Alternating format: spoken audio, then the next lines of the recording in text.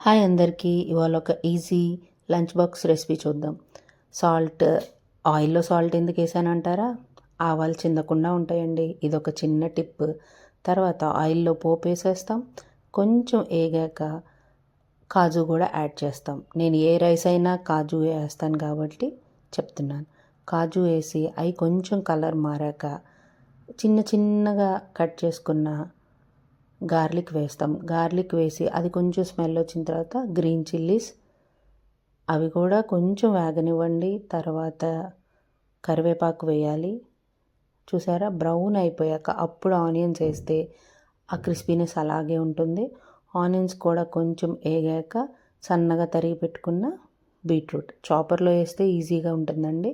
ఒక 5 మినిట్స్ మూత పెట్టి అవి కొంచెం మగ్గిన తర్వాత ఏ రైస్ అయినా యాడ్ చేసుకోవచ్చు. నేనైతే సోనా మసూరి రైస్ యాడ్ చేశాను.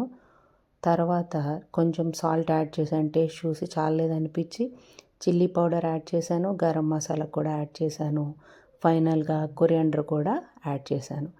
మీకు స్పైస్నెస్ వద్దంటే రెడ్ చిల్లీ పౌడర్ స్కిప్ చేయొచ్చు. Thank you for watching.